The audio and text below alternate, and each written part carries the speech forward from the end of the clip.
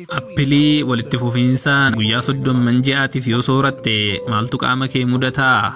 Guyyaa jalqabaa akka lafaa kaateen appilii nyaatte. Mi'aan appilii dhandhammii si haaromsuu fi miira guutummaa siif kenna. Ciree akka waan nyaatteetti galmi keenya ni jalqabaa. Guyyaa sadaffaatti gogiinsi garaa kee baay'ee furmaata argata.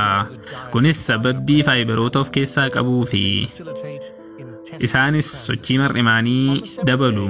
Guyyaa torbaffaatti ilkaan kee kan addaatee fi kan fooliin hafuuraa badaan kan irraa badee argita. Kunis qabiyyeen isaa maaliik asiid jedhamu wantoota ilkaanitti qabatan waan balleessuu fi torbee tokko booda yoo of mazzante ulfaatina kee kan hammate hir'atee argita. Kunis appiliin firee kaalorii xiqqaa waan ta'eef dabalataan vaayitaaminoota baay'ee kan meetaboolizimii saffisan of keessaa qaba. Gaafa meetaboolizimiin saffise sooratni xiqqaachuun salphaatti furdina hir'ista. Guyyaa 15ffaa gaafa daawwitii keessatti of ilaaltu gogaan kee baay'ee siif fooyya'uu argita. Tuqaalee fi suntuurraanis baduu argita. Kunis appiliin vaayitaamin C, vaayitaamin E fi farra oksidootaa baay'ee waan qabuu fi guyyaa 20ffaatti dandeettiin waa yaadachuu kee daddabalaa dhufa. Salphaatti waa yaadachuu dandeessa. Dhaabbataatti appilii soorachuun asitaayil kooliin keemikaala dandeettii yaadannoo cimsuus ni dabala.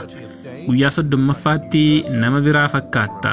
Akkaataan kee dabalee humna caalmaas ni qabaatta. Sababni kanaas appiliin dhangaalee barbaachisoo fi elementoota baay'ee kan qaamni akka of haaromsu godhan of keessaa waan qabuu fi kun marsaa galma keetii kan jijjiiramaa ta'edha.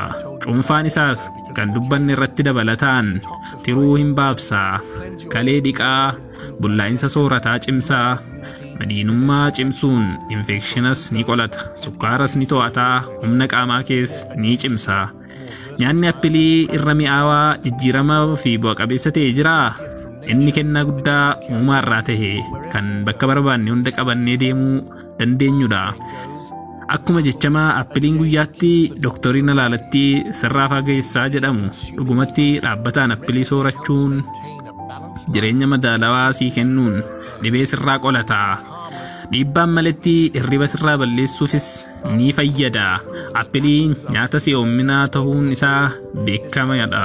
Kunis appiliin sukkaara uumamaa kan akkuma kaaffiin waan of keessaa qabuuf akka si'oominni nutti dhagahamu ni taasisa. Faayidaa kana hundumaa argachuuf appiliin tokko guyyaatti gahaadha. Faayidaalee kanniiniifis yeroo kamuu qola isaa wajjin soorachuu hin dagatin. Galatoomaa, sheer, follow, like hin dagatinaa.